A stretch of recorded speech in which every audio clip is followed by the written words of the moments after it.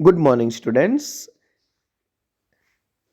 SST sixth class जिसमें हम history यानी कि इतिहास हमारे अतीत इस पुस्तक से अध्याय 8 रीड करेंगे आज। आप अध्याय का नाम देखिए, खुशहाल गांव और समृद्ध शहर। हमने जो पिछला अध्याय पढ़ा था वो राजा अशोक के बारे में पढ़ा था कि किस तरह से एक ऐसा महान राजा जो युद्ध वगैरह खूब करता था, लेकिन एक ऐसा युद्ध उसने अपने जीवन में लड़ा जिसने उसके पूरे जीवन की भविष्य आने वाले जो जीवन था उसका भविष्य को बदल दिया, आने वाले जीवन को ही बदल दिया। कलिंग का युद्ध। और उस कलिंग के युद्ध के बाद उसने किस तरह से अपने आसपास बदलाव किए, धम्म की स्थापना की और बहुत सारे नेक काम किए, वो हम सब उस अध्याय में पढ़ कर आए हैं। आज हम एक उससे अगला चैप्टर है ये, खुशहाल गांव और समृद्ध शहर।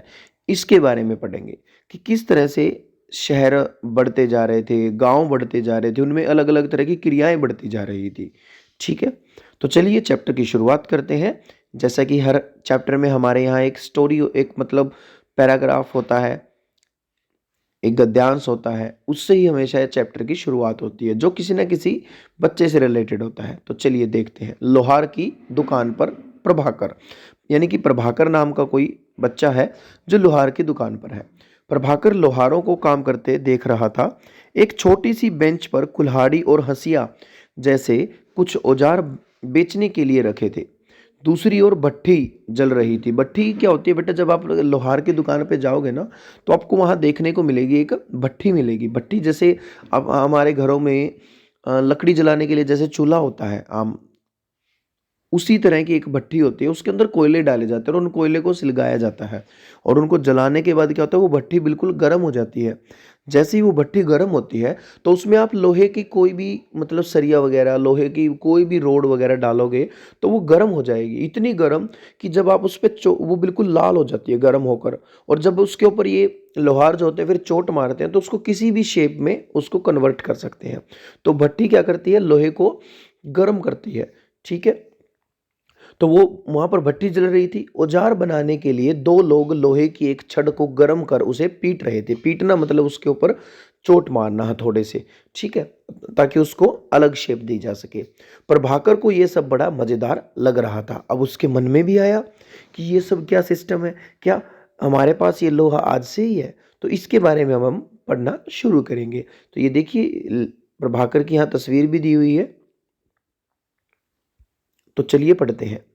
लोहे के औजार और खेती। लोहे का प्रयोग आज एक आम बात है। आज अपनी डेली रूटीन लाइफ में आप देखोगे ना तो आपको इतनी सारे मटेरियल मिलेंगे, इतनी सारी चीज़ें, वस्तुएं देखने को मिलेंगी जो लोहे से बनी हुई है। हमारी डेली रूटीन की लाइफ लोहे की वस्तुओं से ही चल रही है।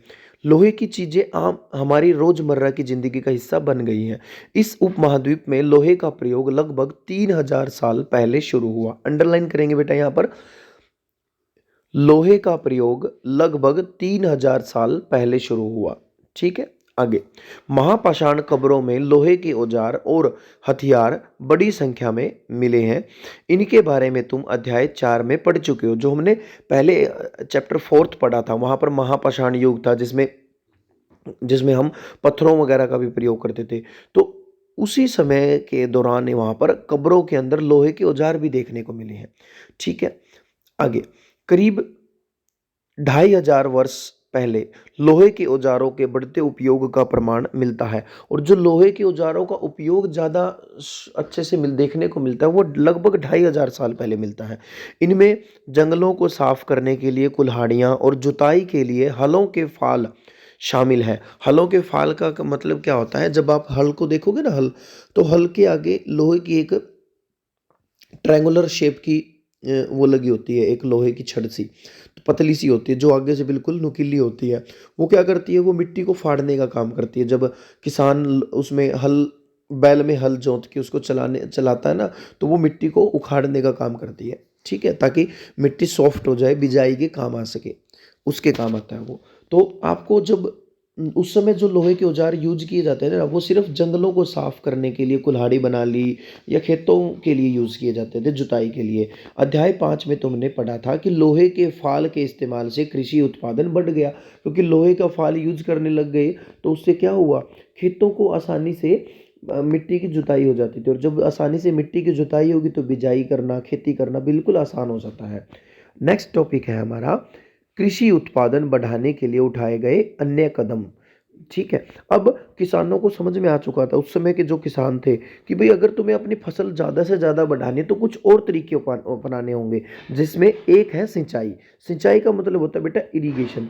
सिंचाई की अगर आप परिभाषा समझने की कोशिश करो तो इसका क्या मतलब ये होता है कि एक नियमित अंतराल पर फसलों को पानी प्रदान करना या उपलब्ध करवाना ही सिंचाई कहलाता है।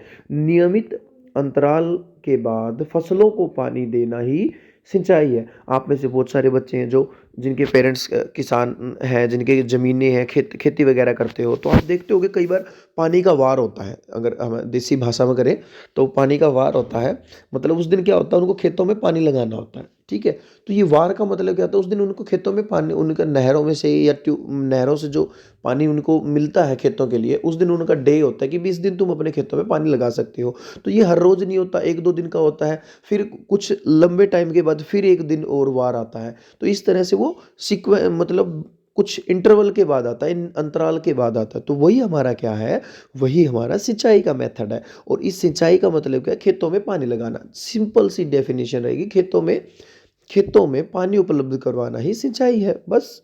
ठीक है, तो उस समय की बात करें तो उस समय उनको ये समझ में आया कि अगर हम खेतों में ज़्यादा अच्छे से पानी देंगे तो फसलें अच्छी होंगी। ठीक है, देखिए पढ़ते हैं इसके बारे में। समृद्ध गांव के बिना राजाओं तथा उनके राज्यों का बने रहना मुश्किल था। अब देखो, कोई भी देश है, कोई भी राजा है, वो राजा किससे बना हुआ है, प्रजा से। ठीक है, और प्रजा यानी कि गांव गांव में रहती है, शहरों में रहती है। और अगर उस राजा के लोगों के पास अच्छा पैसा होगा, अच्छी फसल उगेगी, अच्छे काम धंधे होंगे, तो राजा के पास क्या होगा, टैक्स अच्छा ही होगा, राजस्व अच्छा इकट्ठा हो जाएगा। और जब राजस्व इकट्ठा होगा तो राजा अपने आप ही समृद्ध हो जाएगा। उसकी वो अपना मतलब राज्य अच्छे से चला पाएगा। ऐसे ही देखो आज के समय में सरकार है, सरकारों के पास अगर पैसा नहीं होगा, पैसा कहाँ से आता है उनका, हमारे टैक्स से। अगर हम लोगों के काम धंधे अच्छे नहीं चलेंगे, हमारी फसलें अच्छी नहीं होंगी, तो बहुत सारे काम धंधे बंद हो जाएंगे। उससे क्या होगा, सीधा डायरेक्ट असर पड़ेगा सरकार के ऊपर। सरकार के ऊपर टैक्स नहीं जमा, सरकार के पास टैक्स नहीं जमा हो पाएगा, और उससे सरकार के पास पैसा नहीं होगा, हमें सुविधाएं नहीं मिलेंगी। तो ऐसा ही कुछ उस समय राजाओं के पास होता था। राजाओं के पास पैसा कहाँ से आता था, हमारे उस समय के लोगों से जो कर लेते थे, और कर गांव के ऊपर डिपेंड था। तो अगर गांव समृद्ध है, अच्छा अच्छा पैसा कमा गांव में आ रहा हो, इकट्ठा हो रहा है, अच्छी फसल गांव में उग रही है, तो राजा को टैक्स भी अच्छा मिलेगा। आगे देखिए, जिस तरह विकास कृषि के विकास में नए औजार तथा रोपाई महत्वपूर्ण कदम थे, उसी तरह सिंचाई भी महत्वपूर्ण साबित हुई। कि जिस तरह भी उन्होंने देखा कि औजार और रोपाई का तरीका जो है, मतलब फसल उगाने का, अगर ये अच्छे हैं, तो उसके साथ साथ उन्होंने ये भी महसूस किया कि सिंचाई भी बहुत जरूरी है। ठीक है, इस समय सिंचाई के लिए नहरें, अंडरलाइन करेंगे, इ- सिंचाई के लिए नहरें, कुएं, तालाब और कृत्रिम जलाशय बनाए गए। ठीक है, देखो उस समय में ही नहरें बननी शुरू हो गई थी। ठीक है, कुएं खोदे गए, स्पेशल तालाब बनाए गए, और कृत्रिम जलाशय का मतलब क्या है, एक बड़े टाइप के गड्ढे बना लेते थे, उनमें पानी, बारिश वगैरह का पानी इकट्ठा हो जाता था। ठीक है, तो वो काम आता था खेतों में सिंचाई करने के लिए। तो इस तरह से ये सिंचाई को बढ़ावा दे रहे थे। आगे देखिए, एक ये चित्र दिया हुआ, देखिए चित्र में जो पहला चित्र है ना, ये जो चित्र है, ये हंसिया है। ठीक है, इसको हम एक तरह से, आप जैसे हम कई बार घरों में वायरिंग वगैरह करते हैं ना, तो प्लास यूज करते हैं, उस जैसा ही होता है ये। ठीक है, उसके बाद हंसिया है, और कुल्हाड़ी है, और संडसी है। ठीक है, अब यहाँ पे लिखा हुआ, लोहे की ऐसी 5 चीज़ों की सूची बनाओ जिनका प्रयोग तुम करते हो। तो हमारे तो जीवन में बहुत सारी लोहे की चीज़ें हैं। ठीक है, देखिए हम घरों में चाकू यूज़ करते हैं, लोहे का होता है। ठीक है, और अब आप सोच के देखिए कौन कौन सी चीज़ें हमारे घर में लोहे की होती है। अलमारी होती है, और भी बहुत सारी चीज़ें हैं, तो वो आप खुद सोचिएगा। अब आगे देखते हैं। इस चार्ट में तुम्हें सिंचाई से आए परिवर्तन दिखाए गए हैं। खाली स्थान में सही वाक्य भरो। अब देखो नीचे वाक्य दिए गए हैं और इन वाक्यों को कहाँ फिट करना है, हमें इनमें फिट करना है। देखिए पहला वाक्य क्या है, लोगों द्वारा परिश्रम किया गया। दूसरा, किसानों को लाभ मिला। तीसरा, किसानों को लाभ मिला। दूसरा, क्योंकि अब उत्पादन की अनिश्चितता घटी। क्योंकि अब उत्पादन का मतलब क्या, फसलों की पैदावार जो थी वो बढ़ गई थी। अब वो बढ़ेगी तो उसकी जो अनिश्चितता है वो कम हो जाएगी कि भाई पक्का नहीं है। पहले तो क्या होता था, खेतों में पानी नहीं अच्छे से लगता था, ठीक है, पानी नहीं अच्छे से लगता था तो क्या होता था, पक्का नहीं था कि फसल अच्छी मिलेगी। लेकिन अब वो निश्चित हो गया था कि हाँ भाई अगर खेतों में पानी ढंग से लगेगा तो फसल लगभग अच्छी ही मिलेगी, कोई दिक्कत वाली बात नहीं है। तीसरा वाक्य है, कर अदा करने के लिए किसानों को उत्पादन बढ़ाना था। अब देखो भाई, अगर अच्छा टैक्स देंगे राजा तो अपने टैक्स की डिमांड करेगा। अब अगर किसान के पास ही गेहूं 7 बोरी उगी है खेत में और 7 बोरी ही टैक्स देगा तो बचेगा क्या, कुछ नहीं। इसलिए वो क्या करेगा, किसान ज़्यादा से ज़्यादा फसल उगाएगा। ठीक है, आगे, राजाओं ने सिंचाई की योजना बनाई और धन खर्च किया। अब राजा ने भी देखा कि भाई इन लोगों को अगर हम अच्छे सुविधा दे दें तो ये ज़्यादा फसल उगा पाएंगे और ज़्यादा फसल उगाएंगे तो हमें ज़्यादा टैक्स मिलेगा। इसलिए राजा ने भी उनकी मदद की। तो ये वाक्य हमें कहाँ करने हैं, ये इनमें फिट करने हैं। ठीक है, तो देखिए यहाँ तो कुछ वाक्य दिए भी गए हैं। सबसे पहला क्या, राजा को सेना, महल और किले बनवाने के लिए धन चाहिए। ठीक है, तो इसलिए वो क्या करेगा, इसलिए अब इसके तीसरे दूसरे नंबर में वे किसानों से कर लेते थे। ठीक है, तो तीसरे में हम क्या फील कर सकते हैं, तीसरे में हम क्या करेंगे, तीसरे से हम कर सकते हैं, ये देखिए, कर अदा करने के लिए किसानों को उत्पादन बढ़ाना था। तो तीसरे वाक्य में हमारा आएगा, कर अदा करने के लिए किसानों को उत्पादन बढ़ाना था। चौथा दिया ही हुआ है, यह सिंचाई से ही संभव था। अब कर अदा करने के लिए किसानों को उत्पादन बढ़ाना था तो ये किससे संभव था, यह सिंचाई से ही संभव था। ठीक है, अब उसके बाद क्या होगा, उसके बाद देखिए, राजाओं ने सिंचाई की योजना बनाई और धन खर्च किया। पांचवें में हम ये भर सकते हैं, क्योंकि देखो अब उन्होंने भी सिंचाई, राजा को भी पता चल गया कि भी सिंचाई से ये काम हो सकता है, तो पांचवें में भरेंगे, राजा ने सिंचाई की योजना बनाई और धन खर्च किया। छठे में हम क्या लिखेंगे, लोगों द्वारा परिश्रम किया गया। लोगों द्वारा परिश्रम किया गया। ठीक है, अब लोगों द्वारा जब परिश्रम किया गया तो कृषि उत्पादन बढ़ा।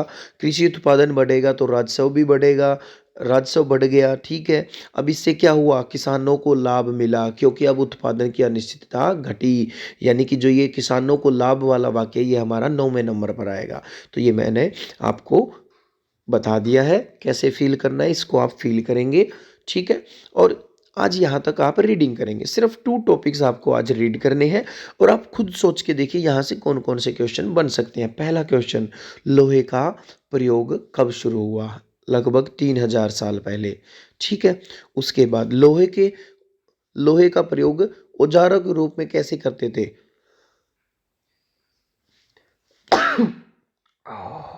सॉरी, तो किस लिए करते थे, जंगलों को साफ करने के लिए।